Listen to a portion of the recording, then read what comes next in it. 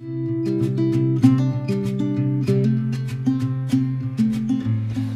what's up? Thanks so much for tuning in. My name is Kyle. My name is Greta.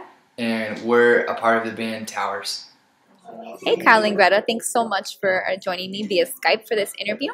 I have a couple questions for you. The first one is, how do you guys, as members of the same band, come to one accord when it comes to molding each of your personal stories into one body of lyrics? I can imagine that sometimes that could be a little difficult. So how do you guys deal with that? It's difficult, though. It's really hard. And I don't think everyone always gets represented, but I think the beautiful thing about music, and maybe some of the ways that we're writing, is we're really inspired by just the human narrative. And I think that there's tons of commonality in that.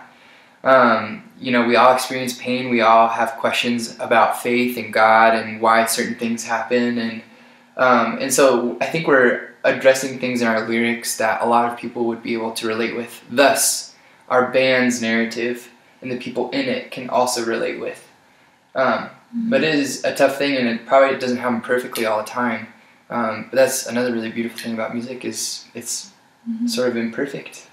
Yeah, I think the thing that we've learned is that writing is such a vulnerable process, and even having it be, Kyle and I, and we're married, and this is the closest relationship we have, even being vulnerable in that way where you're opening up about what you think we should write or how a certain song should go, takes a lot of exposure, and it's been a fun experience to challenge ourselves to do that together and grow together in our processes.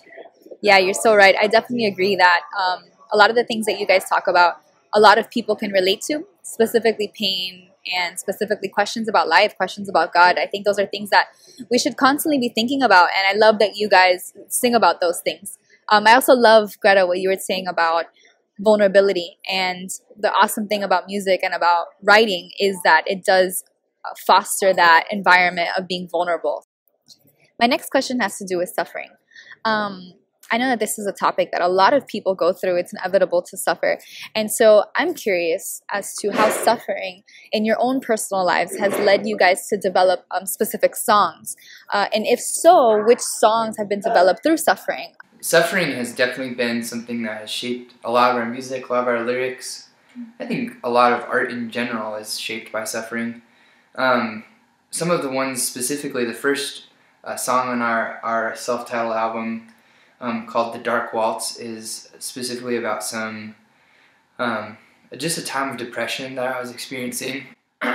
Definitely suffering, mental suffering, and trying to just weave my way out of that, and how to come back into truth inside my mind, and and give those things over to light, I suppose, and stop living in the darkness. The song is about how in that state of depression, it felt romantic, almost like a waltz, like a dance, with some of the things I was telling myself, some of the lies. And the redemption in that song is how hard it is, I suppose, to pull out of that romance, and it just feels good for some reason. And maybe that's not something everyone can relate with, but I experienced that when I was depressed, that it almost felt like I was doing it to myself because I deserved it, and it was like this very cyclical sort of process that was happening in my own life. So Dark Waltz was a huge one that had suffering in it. There was a lot, actually. Yeah, a lot of it. I think just the whole theme of suffering and then how that can turn into redemption is throughout most of our songs. I mean, I think of something like Whiskey and Wine, which is a really fun, upbeat, folky song, but in the midst of it is talking about our marriage and struggling with being able to really deeply believe that you can love me even though I'm so messed up and so broken. And I love how a lot of our songs also connect, our relationship or our relationship with others to the unity that has with our relationship with the Lord, and how He loves us even in our brokenness, and the beautiful story of that. Yeah, we're constantly inspired by that. Well, inspired may be the wrong word, by suffering. It's more that it's cathartic to write about it. There's a process of healing, I think, that happens when you write about the things you're suffering from. To put it down in words almost feels like you take power over it. We're writing a song right now for our second one. Some of our really good friends just had a miscarriage, and that's a really tough question, like why that would happen. The problem of pain is very evident in their story with that specific event. So we're writing a song right now about that. So it's a big part of our art, but also that there's a redemptive side of that. And Greta's really good at reminding me about that, that there is a redemptive part of that suffering, and we need to be talking about that just as much as we're talking about suffering, because I think that sometimes that darkness can overshadow that, and it's not necessarily always the thing that needs the most attention. Sometimes it does, but... Wow, spot on. I mean, Kyle, what you were saying about the romantic waltz, it feels like a lot of times that's what it is, when we're stuck in that place in our mind. So I think, yeah, that's so good.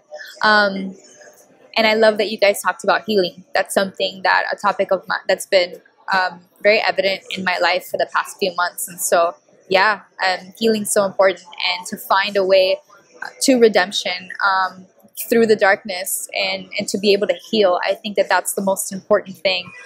I was reading in your bio that you guys like to talk about the human narrative. And so for my next question, in untangling the human narrative, how do love, pain, and grace, specifically grace, play a role in developing your music?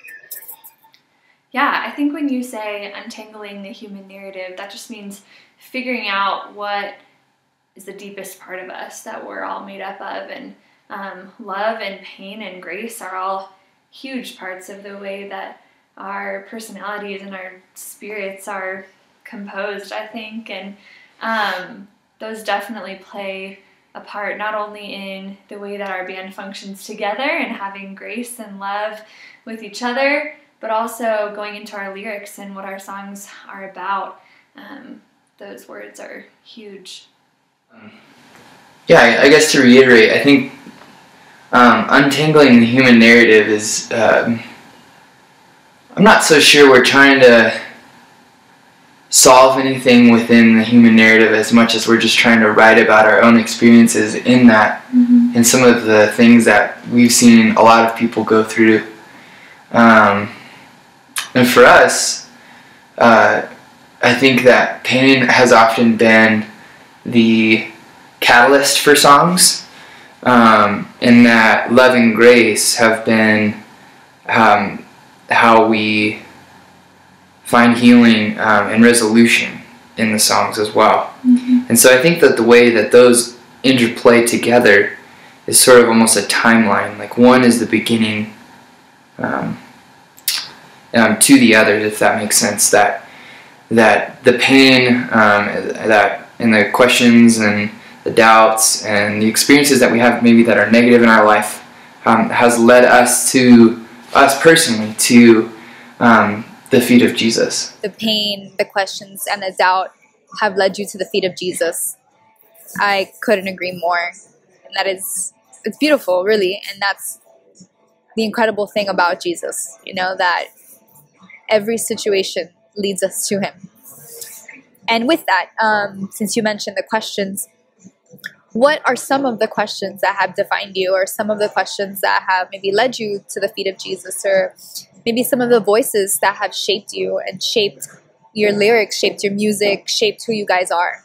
Some questions and voices that have really shaped me and helped define my life have been a lot about identity, I think, which kind of go hand in hand. I think that for a large portion of my life, I let voices shape me that were negative, that were telling me lies about myself, what my purpose was, where I found my identity. And I think those questions that I was asking myself about my identity really caused me to be shaped in a way that was unhealthy. And then examining those questions about where do I find my worth, where do I find my identity, has sort of led me into what I believe now, which is that my worth and my purpose and my identity is found not in anything that I can do, but in that I am loved and I am beloved by Christ. So that's a big one for me, as well as the problem of pain. I think that's something we've been talking a lot about in this interview, but the problem of pain, addressing why would a good God allow evil, trying to define good and evil. There's a lot of really big questions that we definitely do not have time to go into in a short little interview, but have been things I've wrestled with my whole life. And especially how God interacts with us in good and evil, and how that works, how God intercedes, how if He doesn't intercede, what's my responsibility in all of that. So those have been probably the biggest ones that have shaped me.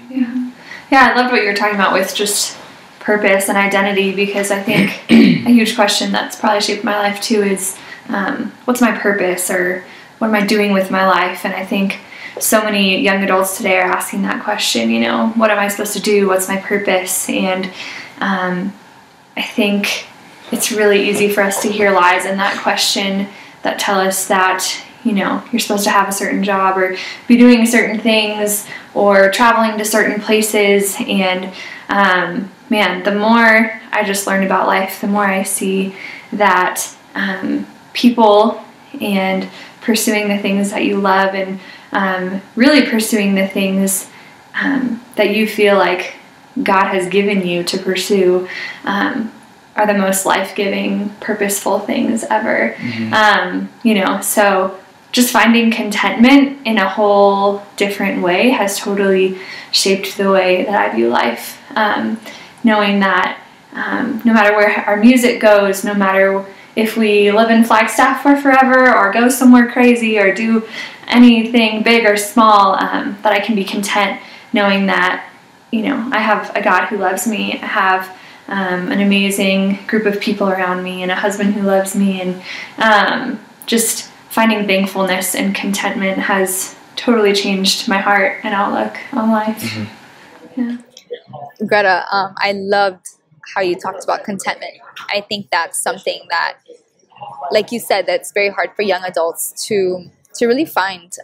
And so it is really beautiful when we can find contentment in Christ, and we can find contentment in the fact that we, like you said, you know, that we have a God that loves us, and that it's not our situations that bring us joy, but, you know, it's Him, you know, and not trying to, I get, you know, like you guys were saying, find identity in who we're supposed to be or what job we're supposed to have, or, you know, because that's something that I know that we can all definitely struggle with. And so contentment, I mean, that is a beautiful, beautiful word, and something that we should all really, really ponder on, you know, having that joy constantly in all circumstances, no matter what.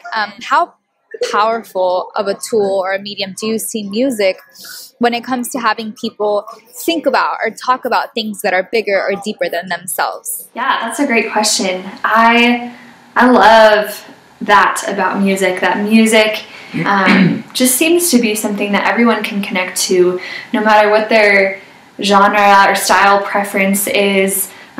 Seems that everyone likes music to some extent, and that right there is just an instant way to break down a wall. And if you're trying to communicate something, what a better way to do it than starting with an art.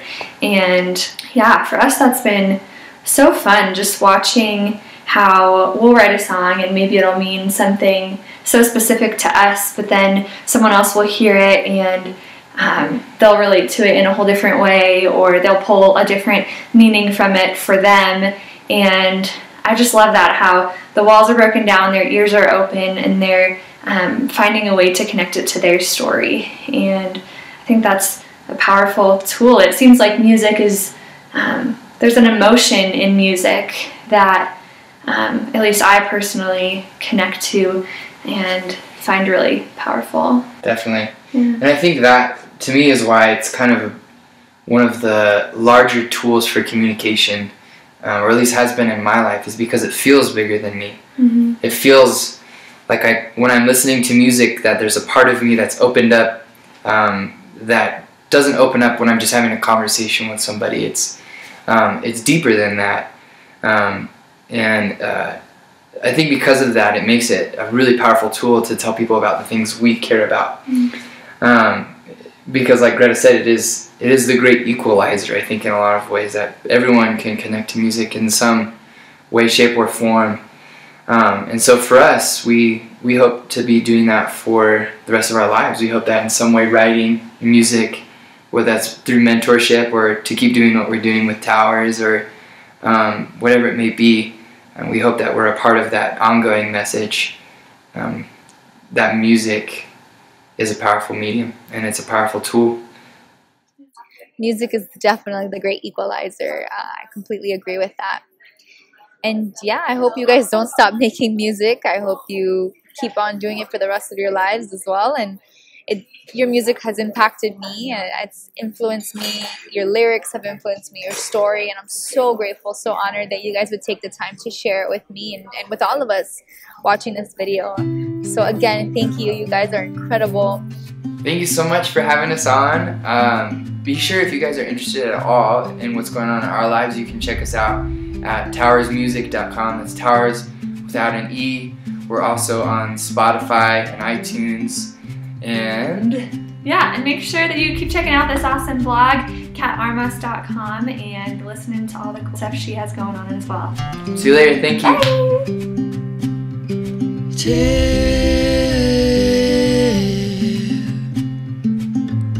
Keep it to 8-5.